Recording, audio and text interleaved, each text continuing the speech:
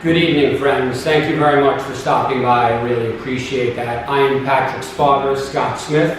Today is day 1,376 here in Puerto Rico, and day 60 since Patrick's passing, said more accurately, the day the music literally died.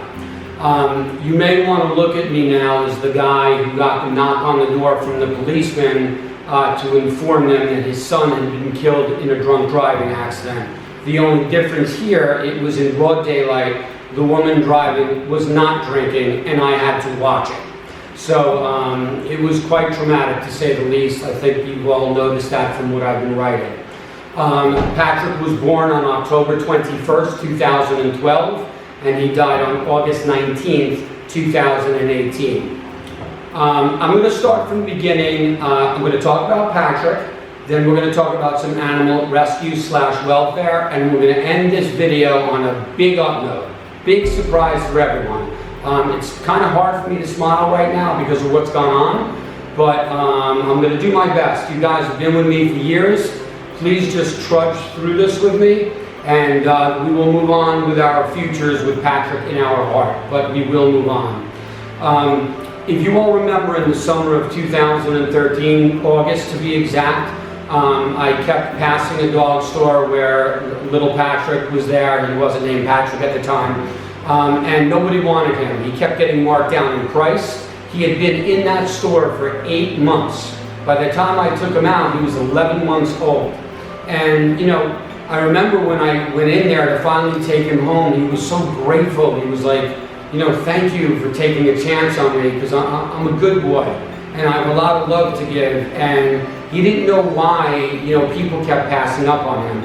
I used to refer to him as my little songbird when I used to go in the store, because he had so given up on people even wanting to look at him and take him out to play that he didn't face the people anymore. He kind of faced away and let out these sweet little howls. He was just kind of singing to himself. So I used to call him my little songbird.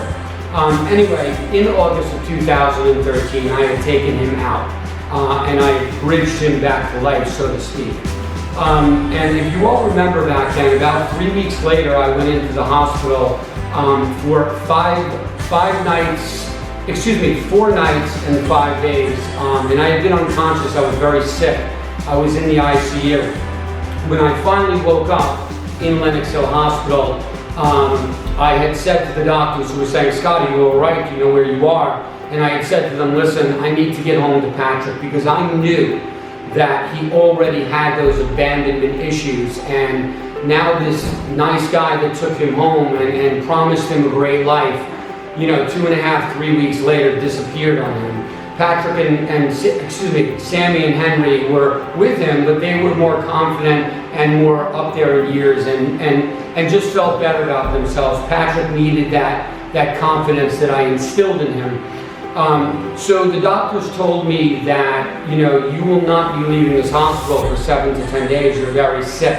That was on Saturday, September 21st in 2013. On Sunday, September 22nd, 2013, I signed off and walked out of wheelchaired out of that hospital. Also had a cane when I wanted to walk. And Juan's going to show this picture that you've all seen now. You can see Patrick's trying to kiss me and lick me, and I look very frail and skinny and sweats on my forehead. You've all seen this picture. This was the day I got out of the hospital, and you can see Patrick immediately was starting to nurse me back to health. So the bond was developing in a very strong way even right then. Okay, friends, this is important for me to say, and it's a little out there, but Patrick and I, in my opinion, had one of the greatest love stories of the past 1,000 years. I really mean that. He showed me a higher level of love. I've never loved women like that I've loved. I never loved my family to that level, and I love my family. I love my other dogs, and you know that, but not like him. He took me to a higher level, and it truly was one of the greatest love stories ever. It really was. So, hearing that, it kind of poses the question, the million-dollar question: Scott, was it worth it? Being that he died in such a painful and horrific fashion, was it worth it? And The only thing I could say to that is it's not my place to answer that, because Patrick took the 2 death blows, not me. So I can't say it was worth it to him. We can only defer to him on that, and we're never going to know, because it would be wrong of me to say, you know what, it definitely was worth it, because he's the one that had to take that pain. And, you know, anyway, I wanted to say that. I wanted to get that off my chest. It's the $1 million question I could never answer. The only thing I know is it was one of the greatest love stories ever. So anyway, now I'm out of the hospital. Patrick's nursing me back to health. By the way, I named him after Patrick Swayze, as many of you know. And the reason I did that is I always felt like Patrick Swayze was such a nice guy. You know, he was that down-to-earth actor, and he really died in a horrible way, very painful demise. We all saw it. Little did I know that my boy Patrick, 5 years later, would have a very tragic ending as well. But what I would say is, if we take a beeline from when I got out of the hospital on Sunday, September 22nd, 2013, and we do a straight beeline to August 5th on Sunday, 2018, and Sunday, August 12th, 2018, I reciprocated what he did for me back then in 2013, right? Because if you remember, my dog Lucky attacked him. Sadly, Patrick did antagonize him, but Lucky attacked him on July 29th on a Sunday and hurt him real bad. He had to get stitched up and stuff. So then I started taking him to the beach on August 5th, Sunday, and on Sunday, August 12th of 2018, and that's when I was saying how proud we were standing at the edge of the Atlantic Ocean together. And it was just such a beautiful moment. And I will be honest with you, that on that Sunday, August 5th, and Sunday, August 12th, both at the same beach, those were the 2 greatest days of my entire life, by far. Those were the happiest days of my entire life. Nothing will ever come close to that again. I have seen my happiest day in life. Now you could say, well, that's a real pessimistic thing to say. Not to me. Those were the 2 greatest days of my life, and I will hold them as such for the rest of my life. That being said, on August 19th, on Sunday, right after I shot that video that you all saw on August 23rd, I had showed it a few days later. I believe it was a Wednesday. Juan, the gentleman videotaping this right now, was the gentleman who shot that video on August 19th, Sunday, and was completely in shock that 15, 20 minutes later, I had called him after he left to tell him Patrick was killed. It was absolutely shocking. So the moral of the story is that's so crazy is that 2 Sundays were the greatest days of my life, and then it was immediately followed by another Sunday on August 19th, 2018. That was by far the worst day of my entire life, and will remain so no matter what happens to me here going forward. Of course, eventually I'll lose family. Of course, eventually I'll lose my dogs. Nothing will ever compare to the pain and knockout blow that was when I lost Patrick. That was checkmate. Sorry for the clap there. Meaning there was no other move to make. Obviously, I have to carry on, and I will carry on, but life will never be the same. So from here, I have to move forward without him. As I told you, I am seeing a therapist who's working with these EMDR techniques with me to remove some of those images that I've seen. For example, and I'll say this as quick as I can, when the car originally went over Patrick, I was praying that the middle of the car got him, because there's that space between the car, the bottom of the car, and the ground where he may have lived. But sadly, the front tire got him, and then the second tire got him. So, and he was only 7 pounds, so you could imagine. Okay, friends, I have a lot of thank yous to give out here. Let me start by thanking all of you for listening to that Patrick closure, if we can call it that. Obviously, I'm not over it, but I needed to say those things despite some of it being hard. Let me start out with thanking my very close friend, Robin Adwar Rizel. She was with me when my dad died on February 3rd, 1984. We were an item, so to speak. We were only 14 and 15, just kids, but you know, Robin lifted my spirits then when my dad died. And 34 years later, she's back in my life, and lifting my spirits now that my son, that's what I call Patrick, my son died. So I love you, Robin. Thank you. She's been a big part of my support system, checks in with me every day and says to me the things I need to hear right at the right time. So a big thank you to her. Let me thank my friend Seagal Silvers. I grew up with her. I had a big time crush on her in junior high, actually. Then after high school in 1987, when we graduated, we lost touch. But thanks to the evolution of social media and Facebook and whatnot, we have reconnected and we are closer than ever. I think I still have a crush on her, actually, but she's been a big part of my support system. She has been unbelievably there for me through this Patrick loss and grieving that I've been doing. Thank you, Seagal. I love you.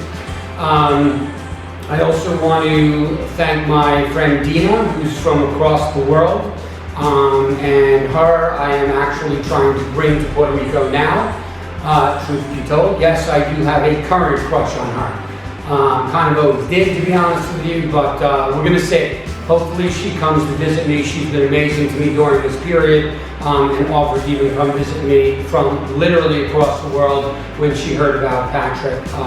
And I'm probably going to be taking her up on that. So, big thank you to Dina. Okay, friends, we're back with the thank yous. Please just get through this with me, and then we're going to move on to animal welfare rescue and a major surprise at the end. So I also want to thank my friend Kat Bates, who always reaches out, when times can be tough, particularly with Patrick here. She's really just been amazing with the messages she's left me. It's really resonated at the right time. Thank you, Kat. I love you.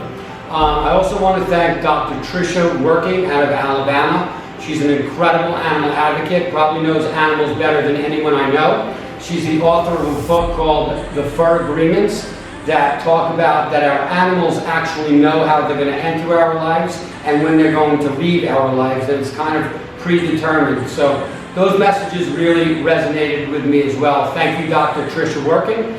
And I also want to thank Karen Kirkman-Hankel, my best friend, my mother, my sister, my pal. I absolutely love you. Thank you for listening to me every night on the phone talk about Patrick for an hour every night. I know I'm repeating the same thing, but you have really made the difference in getting me to the other side. I love you. I love John.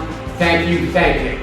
I want to thank my mother, Joanne Smith, as many of you know.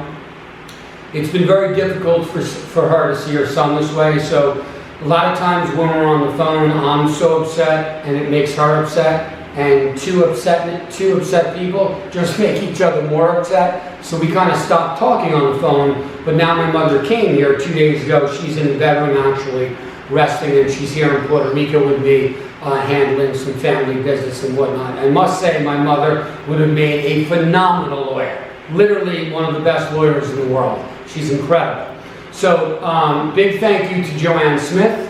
I want to thank my Uncle Jay Smith, who has stepped up literally like my father, who I lost in 1984. He is my father.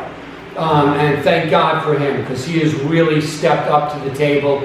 And he also says the things to me that I need to hear. The tools that I just don't have sometimes. And he applies them and gets me right and centered right after we speak. So thank you, Jay. I love you. My cousin Alexis, Jay's daughter, love her to death, calls me constantly. I want to again extend a big thank you to my sisters, Penny, Jackie, and Jessica Smith. They've been a tremendous part of my support system here. It sounds like all women, I know, because I grew up with 5 sisters, and it's mostly women in the animal rescue world, so be it. But with that said, I will thank 3 of my closest friends, Lloyd Lapidus out of Florida, Mitchell Nathanson out of New York City, and Scott Sklar out of Connecticut. These 3 guys have stepped up for me tremendously. Last but definitely not least, my employers, consumersadvocate.org. Juan, please put their name up on the screen. They were incredible to me during Hurricane Maria, which was an indisputable disaster for everyone in Puerto Rico, but they gave all of us the softest landing possible in such a tragic time. So I really appreciate that. They also when they heard of Patrick's passing, stepped up for me again and was very supportive. You know, they weren't like, Scott, you know, get your head together. They were supportive. They knew it broke my heart, and to be honest with you, many of them felt heartbroken as well because they're part of my animal-loving community. So major shout out to consumersadvocate.org, and even I want to give a bigger shout out to the fact that while many companies and individuals fled the island after Hurricane Maria, and understandably so, it was very scary, but consumersadvocate.org held the line, and we went from 8 people to 40 people strong here in Vega Alta. So God bless you guys, and thank you. And with that, I will take us on to the next scene. Thank you. Okay, friends, so obviously this will be a little difficult, but just please let me, you know, get it off my chest. And then, like I said, this video is going to end on a major upswing. But, you know, once the 2 tires had gone over him, you remember how courageous he was. He was so brave, and he was only 7 pounds. And despite that hit, those 2 blows that he took, 2 death blows, you know, he waited for me to come over him, you know, screaming his name, and Patrick, I'm so sorry. And he was wagging his tail for me despite dying. You know, he was wagging his tail for me saying, it's okay, Dad. You gave me the best life you could, and I'm so sorry that I'm going to die like this, but I want you to know that it's okay. I'm not in pain. I'm going to wag my tail for you this last time before I leave. Now, you all know that Patrick, again, only 7 pounds, survived 5 big dog attacks. 5. 2 each from both of my big dogs. That's 4. That last one on July 29th when he got stitched up was by Lucky. And granted, Lucky was antagonized, but he survived 5 big dog attacks. 4 from my own, where I literally had to reach into their mouths to pull him out. One time, Lucky crushed 2 of my fingers, still trying to get at Patrick. Juan's going to show some of the pictures here. You can see, sorry for all the blood, but this is what happened. I'm just trying to show you how brave this dog was and what we had been through together. There was one time a former neighbor's dog went at Patrick, and I ran over there like a maniac and slammed my forearm on the concrete, and I never made it over to where the dog was trying to attack Patrick, but just the impact of me slamming into the concrete, the dog got very flustered and ran from Patrick. You can see the picture here of my forearm that Juan's going to show you. I mean, we had just been through so many disasters together, you know, but I always pulled through for him. My life was about keeping him alive, you know. I was literally the wind beneath his wings, and Patrick was the light in my life.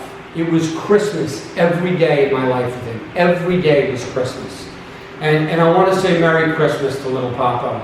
You know, Merry Christmas, Papa. You were the light in my life, and you are adored all over the world. And when you died, I heard hearts break around the globe.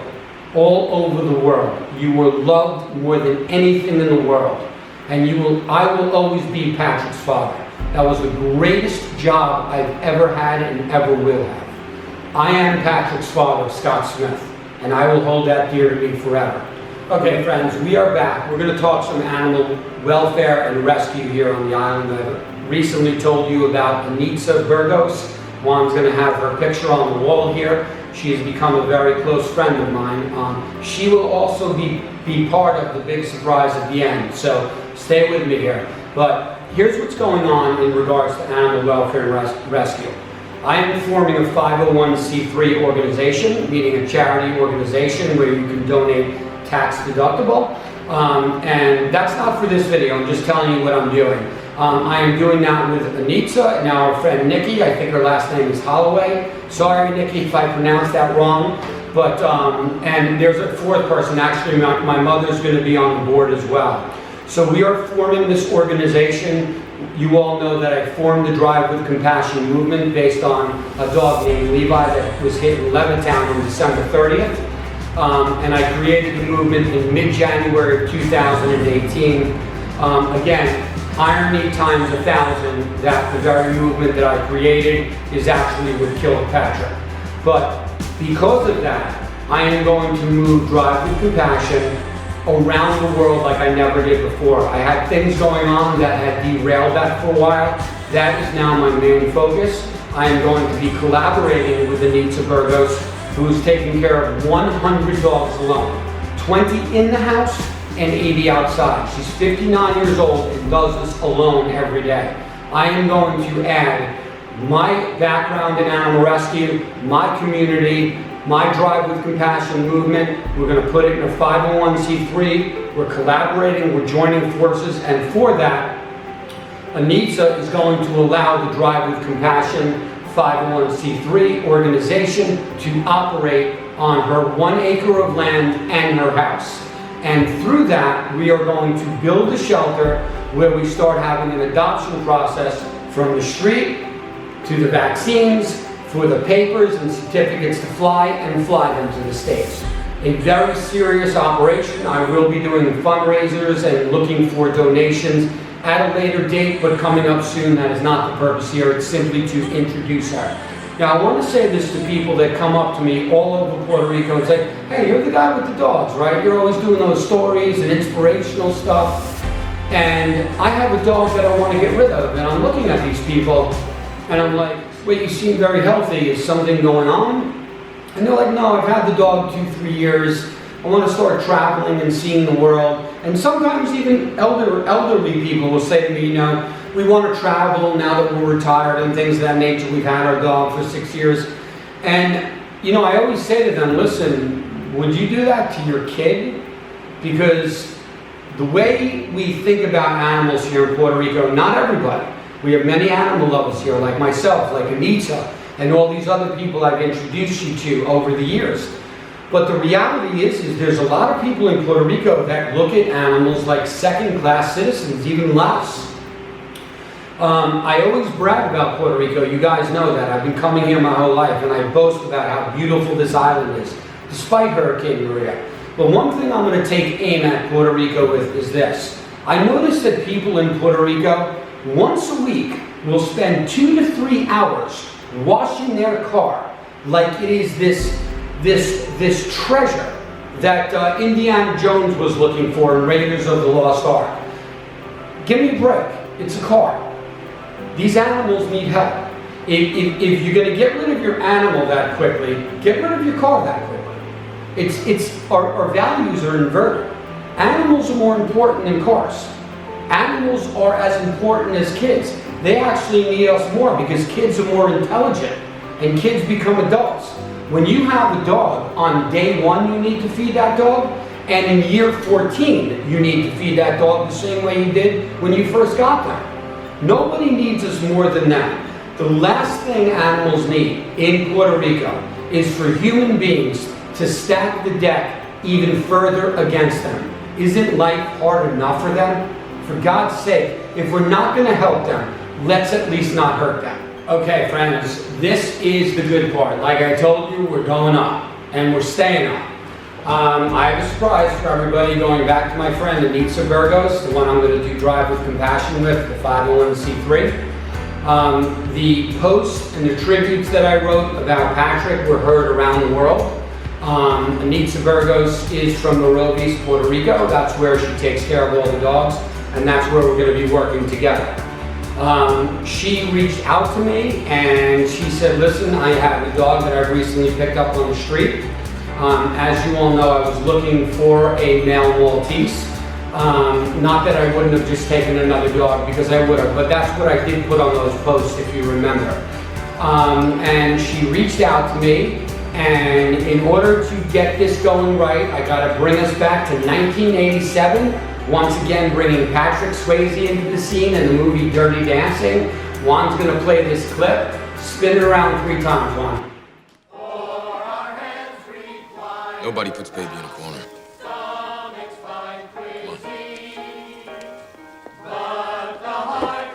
Nobody puts baby in a corner. Nobody puts baby in a corner. That's right.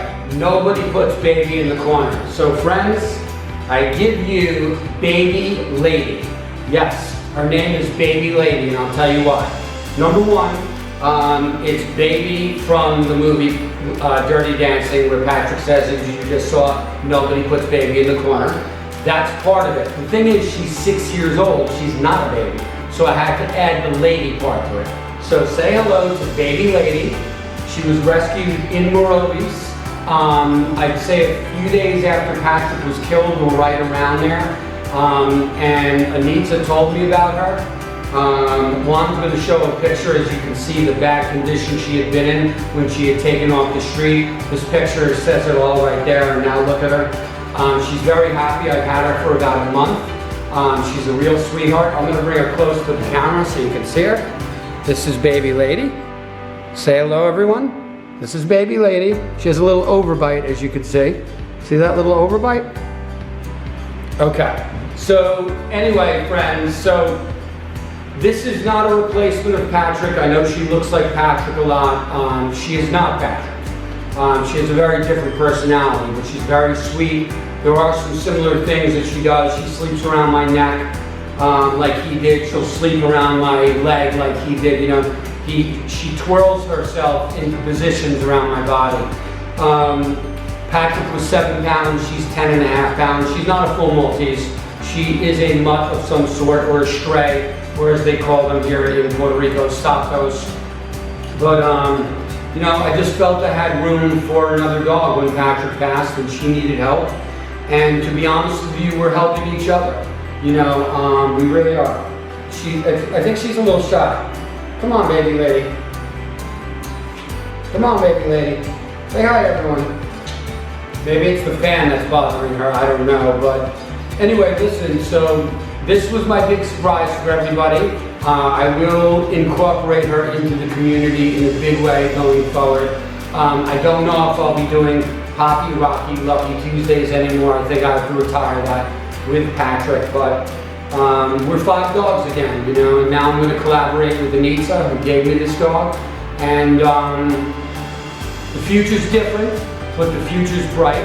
So baby lady and I, yes, her name's baby lady. Let's all register that. I know it's hard to say, but it's perfectly fitting if you think about it. A lot of logic behind it. So baby lady and I are going to sign off and say goodbye. And I'm going to get back into the rhythm of things and start doing my updates in Puerto Rico again and return to social media. I know I've been missing for a while.